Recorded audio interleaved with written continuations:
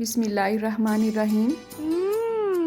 Tasty. जी हाँ, आज हम बनाएंगे बहुत ही टेस्टी चिकन शामी कबाब। लेकिन ना तो हम इसमें चना दाल ऐड करेंगे, ना ही अंडा यूज़ करेंगे और ना ही ब्रेड क्रम्स इसमें यूज़ करेंगे। फिर भी थोड़े से चिकन से आप ढेरों ढेर शामी कबाब बना के अफ्तार में भी यूज़ कर सकते हैं। शाम की चाय के साथ भी परफेक्ट लगते हैं। ये बच्चों के लंच बॉक्स में भी यूज़ हो सकते हैं और मेहमानों को चाय के साथ भी सर्व कर सकते हैं। ये ना तो पकाते हुए टूटेंगे और ना ही आपको खाते हुए खुश्क महसूस होंगे। तो आप देख सकते हैं ऊपर से क्रंची हैं और अल्हम्दुलिल्लाह बहुत ही नरम है ये अंदर से। आपको इसमें थोड़ा सा रेशा नज़र आ रहा होगा, वो आप पे डिपेंड करता है कि आप इसे रेशेदार बनाते हैं या रेशे के बगैर बनाते हैं। तो चलें आज की इस टेस्टी सी रेसिपी का आगाज़ इस दुआ के साथ करते हैं कि अल्लाह आप सबका दस्तरखान सजाए रखे और हम सबको सेहत और ईमान का रिज़्क अता फरमाए। जी परेशान मत हो, शापर वाली ट्रिक भी मैं आपको अभी बताऊंगी। तो यहाँ पे मैंने चिकन लिया है आधा किलो। इसके साथ ही मैंने इसमें प्याज ऐड किए हैं 1 पाव, 3 से 4 अदद बड़े साइज़ के हैं ये। साथ ही साथ लहसुन की 7 से 8 कलियां मैंने बारीक बारीक सी काट ली हैं, वो भी इसमें ऐड कर देंगे। टमाटर आप अपने हिसाब से ऐड कर सकते हैं। मैंने 2 अदद बड़े साइज़ के लिए हैं, छिलका उतार के पीसेस करके इसमें ऐड किया है। स्पाइसेस में ऐड करेंगे 1.5 चम्मच नमक और यहाँ पे मैं पिंक हिमालय साल्ट यूज़ कर रही हूँ। सफ़ेद नमक में और इसमें क्या फ़र्क होता है, इसकी एक अलग सी वीडियो मैंने बनाई है, लिंक आपको डिस्क्रिप्शन में मिल जाएगा। आधा चम्मच मैंने इसमें हल्दी पाउडर ऐड किया है। सुरख मिर्च मैं इसमें 1 चम्मच ऐड करूँगी पिसी हुई और 1 चम्मच ही इसमें मोटी कुटी हुई दड़ंगी मिर्च ऐड की है मैंने।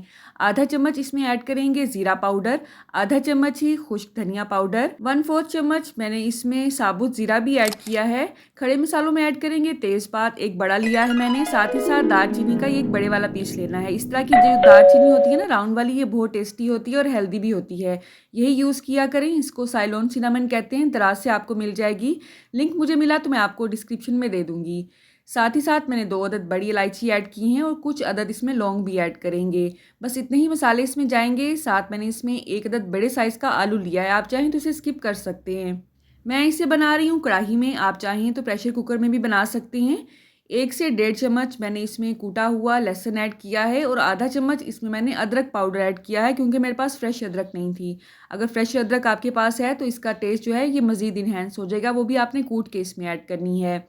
1 से 1.5 गिलास मैंने इसमें पानी ऐड किया है। बस तमाम अज्जा को हमने मिक्स करना है और इसे आपने दरमियान दरमियान में चम्मच के साथ हिलाते जाना है ताकि ये नीचे से लगे नहीं। आप देख रहे होंगे कि हमने इसमें अभी कोई भी दाल वगैरह ऐड नहीं की है।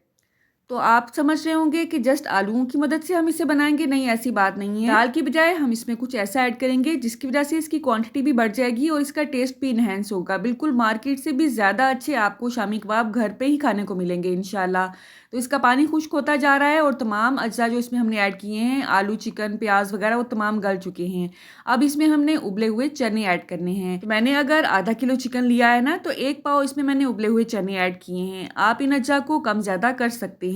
तो यहाँ पे मैंने पिसा हुआ गरम मसाला ऐड किया है 1 चम्मच और 1 चम्मच छोटे वाला मैंने यहाँ पे काली मिर्च का पाउडर ऐड किया है। तमाम अज्जा को हमने मिक्स करना है।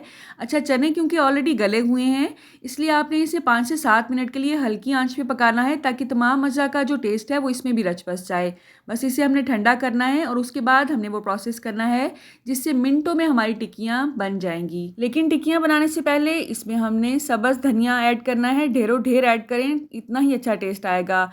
1 से 2 अदद मैंने इसमें सब्ज़ मिर्च भी काट के ऐड की है और थोड़ा सा पुदीना भी बारीक सा चॉप करके इसमें ऐड किया है, उससे बहुत ही अच्छी खुशबू आती है शामी कबाब में। तो यहाँ पे मैं पोटैटो मैशर की मदद से इसे मैश कर रही हूँ। आपके पास अगर चॉपर है, आपने इसका रेशा नहीं रखना है तो आप इसे चॉपर में भी मैश कर सकते हैं। मैं इसका थोड़ा सा रेशा रखना चाह रही थी, इसलिए मैंने इसे इस तरह से मैश कर लिया है पोटैटो मैशर की मदद से।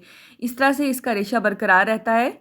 अच्छा, ये अमेज़ा अच्छी तरह से अभी ठंडा नहीं हुआ था, मैंने इसे पहले ही मैश किया है। तो मैं इसकी टिक्कियाँ बनाने से पहले इसे फ्रिज में रखूँगी, उसके बाद इसकी टिक्कियाँ बनाऊँगी। तो ये ढेरों ढेर टिक्कियाँ मैंने कैसे बनाई हैं ये भी मैं आपको बताती हूँ। इस तरह से ये टिप मैं आपको दे रही हूँ। अगर आप शापर की मदद से, क्लिंग रैप की मदद से इसकी लेयरिंग कर लेंगे ना, तो फ्रीज़ होने के बाद ये बहुत आसानी से एक दूसरे से अलग हो जाती हैं। तो यहाँ पे मैंने एक ढक्कन लिया है, शापर में इस तरह से रोल किया है। आपने हाथ से इस तरह से ये जो ढक्कन है ना अंदर, इसको पकड़ लेना है इस तरह से उसके बाद आपने इसको नीचे की तरफ प्रेस करना है शापर को, ताकि इसमें गैप बन सके और जो भी अमेज़ा हमने इसमें डालना है वो आसानी से इसमें एडजस्ट हो सके।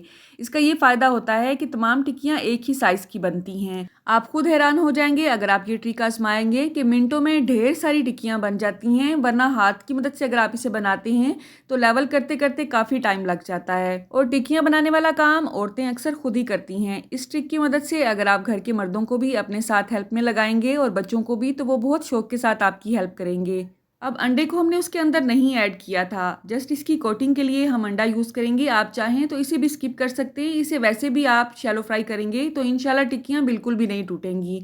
हमारे घर में क्योंकि अंडे की कोटिंग वाला शामी कबाब पसंद किया जाता है, तो मैं इसे अंडे की कोटिंग के साथ ही रेडी करती हूँ। आप इसके ऊपर ब्रेड क्रम्ब लगा के भी इसे अच्छी तरह से कोट करके फ्राई कर सकते हैं, उससे भी बहुत अच्छा रिजल्ट आता है। अक्सर क्या किया जाता है कि इसकी क्वांटिटी को बढ़ाने के लिए या तो इसमें ब्रेड या ब्रेड क्रम्स ऐड किए जाते हैं, लेकिन हमने इसमें ना तो ब्रेड क्रम्स ऐड किए हैं और ना ही ब्रेड यूज़ की है। आप चने की क्वांटिटी को थोड़ा सा बढ़ा लें या आलूओं की क्वांटिटी को, तो इससे क्या होगा, इसकी क्वांटिटी बढ़ जाएगी। इसके अलावा अक्सर लोग इसके अंदर ही अंडा यूज़ करते हैं ताकि ये टूटे नहीं, लेकिन इस तरह से क्योंकि इसमें आलू की लेस भी है और चने भी हमने ऐड किए हैं, तो इंशाल्लाह ये बिल्कुल भी नहीं टूटेंगे अगर आप ये परफेक्ट रेसिपी यूज़ करेंगे तो हल्की से दरमियानी आंच पे ही आपने इसे फ्राई करना है। वैसे मैं इसे नॉन स्टिक तवे पे ही फ्राई करती हूँ, तो ये चिपकते भी नहीं है नीचे से। अगर आप आम तवे या फ्राइंग पैन में इसे फ्राई कर रहे हैं तो आपने 1 से 2 मिनट इसे बिल्कुल भी नहीं छेड़ना है। जब ये एक साइड से कुकिंग कंप्लीट करेंगे, उसके बाद आपने इसे दूसरी साइड पे टर्न करना है। बार बार उलटना पुलटना नहीं है, ठीक है। तो यहाँ पे मैं केचप के साथ इसे सर्व कर रही हूँ। आप सब्ज़ चटनी के साथ भी इसे खा सकते हैं। उन तमाम चटनी की रेसिपीज़ का लिंक आपको डिस्क्रिप्शन बॉक्स में मिल जाएगा। तो मैं इसे लंबे अरसे के लिए फ्रीज भी कर सकती हूँ। अल्हम्दुलिल्लाह ना तो ये पानी छोड़ते हैं और ना ही एक्स्ट्रा नरम होते हैं और ना ही पकाते हुए टूटते हैं। तो मैं इसे फ्रीज कैसे करती हूँ वो भी मैं आपको बता देती हूँ। तो जैसे मैंने इसकी लेयरिंग की थी, क्लिंग रैप लगा के उसे मैंने फ्रीज़र में रखा है और 5 से 6 घंटे के बाद आप देख सकते हैं अल्हम्दुलिल्लाह इसका ये रिजल्ट आया है। बर्फ़ इस पे जमी हुई है, अच्छी तरह से ये फ्रीज़ हैं। आप इसे अलग करेंगे ना एक दूसरे से, तो ये बहुत आसानी से अलग हो जाते हैं, एक दूसरे से चिपकते नहीं हैं इस तरह से। अगर एकदम घर में मेहमान आ गए हैं तो आपने फ्रीज़र में से निकाल के जस्ट 1 मिनट के लिए इसे डिफ्रॉस्ट करना है अवन में, या आप इसे वैसे भी अगर शैलो फ्राई करेंगे तो भी ये टूटेंगे नहीं इंशाल्लाह। अगर आपको कोई शक शुबा है तो आप आलू को स्किप कर सकते हैं, आलू के बगैर भी ये बहुत ही टेस्टी बनते हैं। आप अपनी तसल्ली के लिए इसमें आलू की बजाय अंडा भी यूज़ कर सकते हैं। जब मैंने 1 दिन पहले बनाने होते हैं तो मैं फ्रीज़र से निकाल के इनको फ्रिज में रख देती हूँ। इस तरह आवाज़ से ही आपको पता चल रहा होगा कि ये बहुत अच्छी तरह से फ्रीज़ हो चुके हैं। इस तरह से शॉपिंग बैग में डाल के या आप ज़िपर्स में डाल के इनको अपने हिसाब से फ्रीज़ कर सकते हैं। जितने जितने ज़रूरत है इसे निकालते जाएँ और यूज़ करते जाएँ। तो आज की ये टिक आपको कैसी लगी टिक्कियाँ बनाने की? आप इसे पहले जानते थे या नहीं जानते थे? आपने मुझे कमेंट बॉक्स में ज़रूर बताना है। आपकी कमेंट पढ़ना, उनका रिप्लाई करना मुझे बहुत अच्छा लगता है। नेक्स्ट रेसिपी आप क्या देखना चाहते हैं वो भी आपने मुझे कमेंट बॉक्स में बताना है। अल्लाह आप सबको सेहत और ईमान का रिज़्क अता फरमाए और हम सब के रिज़्क में कसरत से ज़्यादा बरकत और आसानियाँ अता फरमाए। मेरी नेक्स्ट वीडियो तक मुझे इजाज़त दें। अल्लाह हाफिज़। आप कहाँ से और किस सिटी से मेरी वीडियोज़ को वॉच करें, कमेंट बॉक्स में मुझे बताएंगे तो मेरे लिए किसी इनाम से कम नहीं होगा।